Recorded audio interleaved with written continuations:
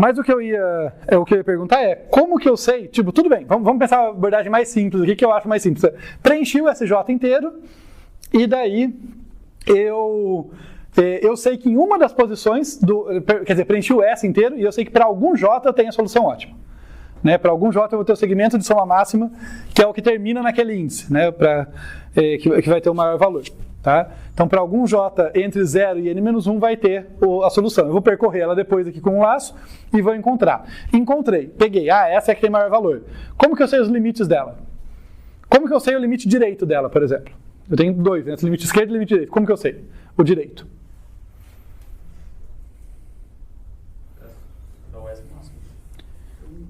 Não, o índice. Estou perguntando do índice. O índice do limite direito é o próprio J.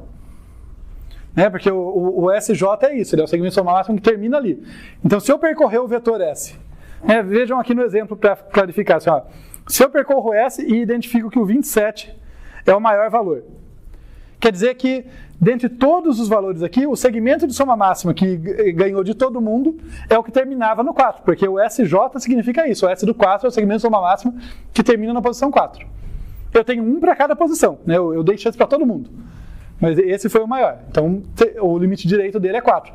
Ou em outras palavras, o D dele, né? Quem eu colocaria no PD, aqui era explicitamente o D, porque eu estava com os dois explícitos. Aqui seria o cara que tem o J máximo ali. Tudo bem? E o limite esquerdo? Vejam, o valor da soma máxima está dentro do S. O limite direito é o próprio índice onde está aquele valor. O limite esquerdo é onde começa. Mas se eu não guardar no INI, eu não sei. Eu posso até tentar reconstruir, mas aí dá um pouquinho mais de trabalho. Então a minha recomendação seria guarda no INI. Faz sentido?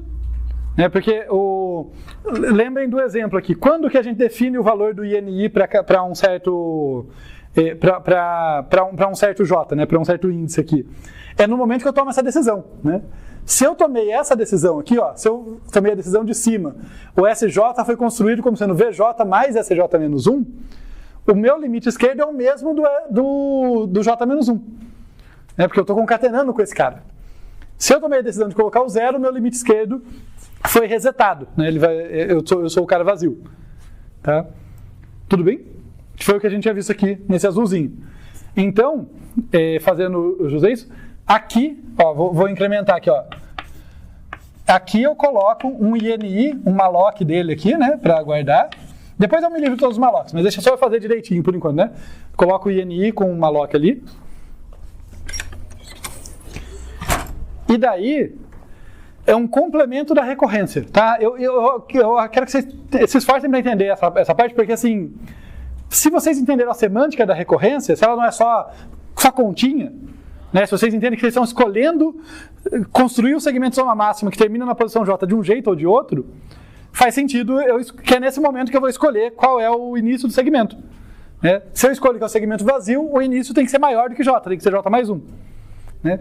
Se não, é o mesmo do segmento com o qual eu concatenei. Né? Então é aqui que a gente vê isso. O S0 aqui ele recebe V0, né, ou 0. Eu não vou escrever por licença, mas basicamente, se acontecer isso aqui, teria que ter um outro if, mas só para dizer na semântica, o INI do 0 teria que receber 0, para dizer, olha, ele é um vetor não vazio. Se acontece isso, quer dizer que eu rejeitei o V0. Então o INI do 0 vai ser igual a 1, né? Um índice maior, né, para cruzar, para o E ficar maior do que o D, o limite esquerdo maior do que o direito, indicando que é negativo. Foi o que aconteceu aqui, né? Ficou 1 ali. De modo semelhante, dentro desse, sei se não. Se eu entro aqui, SJ é VJ, mas SJ é menos 1. Daí, nesse caso, INI na posição J vai herdar o INI do J menos 1. Pô, faz sentido, né? Se eu estou concatenando esse cara para criar meu segmento, eu estou herdando o início dele também, o limite esquerdo dele. O limite direito é J, está atualizado. Mas o limite esquerdo é o mesmo do cara que eu peguei. Se não, vem aqui e eu pego que o INI do J é J mais 1. Já que o J é o limite direito, J mais 1 cruza lá o esquerdo maior do que o direito e é o vazio, né? Porque eu estou no zero. Tudo bem? Foi isso que eu quis dizer com enfeitar o código, né? Agora esse código está mais adequado no sentido que está guardando toda a informação que eu preciso para reconstruir o segmento, não só para me dar o valor dele. Né? A parte de encontrar o máximo, continua aquilo que a gente falou, eu posso pôr um for aqui no final, ou eu posso combinar com uma coisa desse tipo. Né? Eu testo se o SJ que eu tenho num certo momento é maior do que o asterisco PS max, eu atualizo os caras lá. Tudo bem, as duas opções são válidas. Uma última coisa que falta então a gente passou essa aula tentando fazer melhor. A gente começou com N ao cubo, fez N quadrado, agora conseguiu linear. Só que nessa hora a gente pagou um preço de memória. Será que eu posso gastar um pouco menos? Sim. E qual que é a ideia? Nem sempre é possível, tá? Programação dinâmica, às vezes eu preciso da tabela inteira. A tabela é o vetor, no caso aqui é uma tabela unidimensional, é o meu S aqui. Só que felizmente pra gente, olha só, para construir o SJ eu só preciso do SJ-1. Eu não preciso de vários valores, só preciso do valor da iteração anterior e da nova. Então dá para fazer uma coisa parecida, era por outro motivo aqui, mas parecido com isso aqui. Lembra que, olha, quando o SAUX recebia SAUX mais VD, ele mudava de semântica, né? Ele tinha a soma do segmento que ia até D-1, quando soma com isso, agora ele tem a soma do segmento que ia até D. É meio que parecido, eu posso trocar naquele código todos os lugares que eu uso SJ-1 e SJ por um SAUX. Só que eu gosto de apresentar isso aqui primeiro, por quê? Porque para mim é mais claro, falar, olha, eu estou construindo o SJ em função do SJ-1. Para depois falar para vocês, mas eu vou trocar isso aqui por SAUX e isso por SAUX. É porque no momento dessa atribuição o SAUX muda de significado. Ele estava guardando o valor da iteração anterior, do J-1, e quando eu atribuo ele passa a ser o J. E daí o J incrementa e ele volta a ser o da iteração anterior. Né? Então, está tudo correto, mas o SAUX... Vantagem, eu economizo memória. Desvantagem, fica mais confuso. Né? Então, mas dá para trocar. Fica claro isso? Antes de eu rabiscar esse código e deixar ele ilegível, eu não quero destruir ele antes de vocês saberem o que eu vou fazer. Então, faz sentido?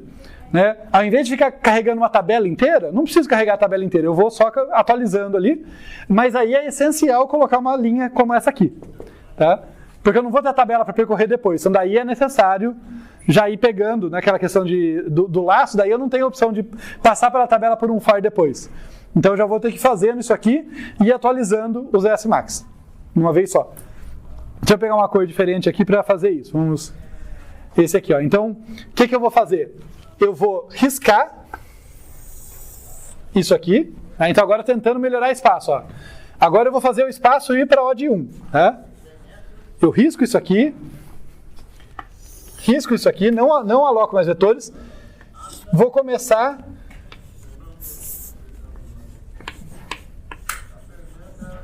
com um SAUX aqui e com um INI. Só duas variáveis mesmo, não vai ter os vetores.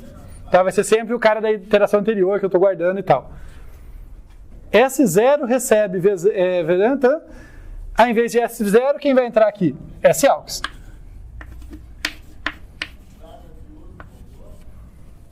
E aqui, ao invés de ser INI0, é só o INI. Tá? Então, eu estou me livrando dos vetores todos, trabalhando só com esses dois caras. SAUX para guardar o valor até aquele momento, da soma do segmento até aquele momento, e do INI para guardar o início. Aqui a gente coloca o SAUX, a soma auxiliar, que nesse momento ela tem o valor exatamente da soma, o segmento de soma máxima que termina em J-1, e daí é a mesma ideia, né? Olha, se esse cara mais o VJ for maior do que 0, eu atualizo o SAUX, vale a pena eu continuar concatenando. Então o VJ junto com o SAUX troca aqui. E o INI não preciso fazer nada, porque note, nesse caso o INI do J recebia INI de J-1. O que quer dizer que INI vai receber INI, né? Tipo, não muda nada, então eu nem preciso disso quando eu só tenho uma variável. O INI não vai mudar. Ele vai continuar carregando o que quer que ele tenha recebido aqui no início. Ou em iterações anteriores. Agora, se o SJ... se for o senão aqui, né? Se o 0 ganhou, daí aqui tem que entrar um S-AUX que recebe 0, eu tenho que resetar a soma, e o INI, né, o INI tem que receber J mais 1. Né? Fica muito feio? Fica. Nas notas de aula, na última página das notas de aula, tem esse código, a versão mais eficiente em tempo e em memória. E é bem limpinho e tal. Só que eu quero que vocês olhem ele e tentem enxergar que você está fazendo isso. Não olha para ele só como um conjunto de variáveis e muita fé. Ah, eu acredito que está funcionando. Não. Olha para ele e fala, ok, o S-AUX está significando tal segmento em tal momento, por isso que fez isso e tal. Tá? Tenta enxergar nele o SJ, o INIJ e tal, né, que tinham significados mais explícitos. O S-AUX ele acumula muitas funções em cima dele, então pode dar mais confusão. Tudo bem até aqui? Mas como eu falei, fazendo isso eu não vou ter o vetor no final, então é essencial que eu tenha uma linha daquele tipo. Né? Aqui, logo depois disso eu coloco C S-AUX maior do que asterisco P S-max, atualize.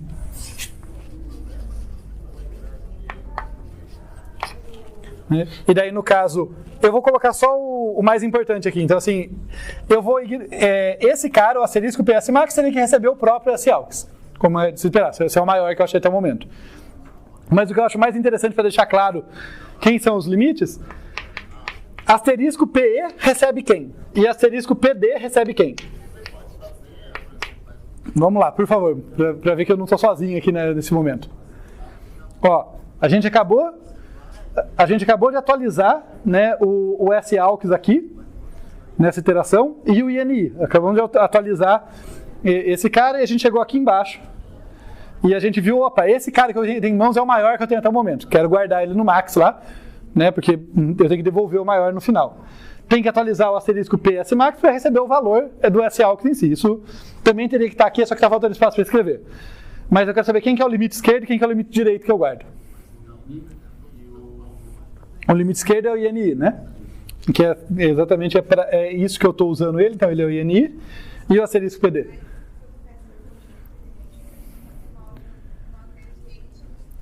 É o J. Lembra? O J é sempre... Eu tô pensando no problema em que é o segmento de soma máxima que termina em J. Então o J é sempre, por definição, o limite direito. Ok? Aqui ficou... Quase não ficou confusa essa lousa, né? Quase não tem coisas se misturando aqui. Obrigado.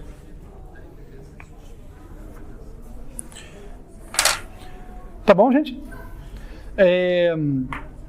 Bem, tem prós e contras, né? Quando a gente faz o pseudocódigo, eu posso construir com vocês, mas como eu não tenho a facilidade de apagar, fica tudo rabiscado por cima. É bom porque mostra as transformações, mas de verdade, vão lá depois no código da última página, que é exatamente o que esse código aqui deveria ser depois de todas as mudanças que a gente estava fazendo. Tá? Que vocês vão ver ele bem limpo assim para conseguir enxergar, mas eu acho que isso encerra bem esse problema. E apreciem o que a gente fez, olha, para entender por que vale a pena quebrar a cabeça para projetar o algoritmo. Parecia óbvio que dava para chegar em linear, se você olhasse para aquele problema. Chegar no n quadrado, eu acredito que muitos de vocês, se não todos, chegariam. Tipo, testa todo, vai e percebe, opa, dá para aproveitar, não preciso ficar recalculando n quadrado. Linear não me parece nada óbvio. Pelo menos para mim não parece, imagino que para vocês também não. Mas explorando o problema mais a fundo, vendo que ele tem uma certa característica ali, a gente consegue melhorar significativamente a eficiência dele. Né?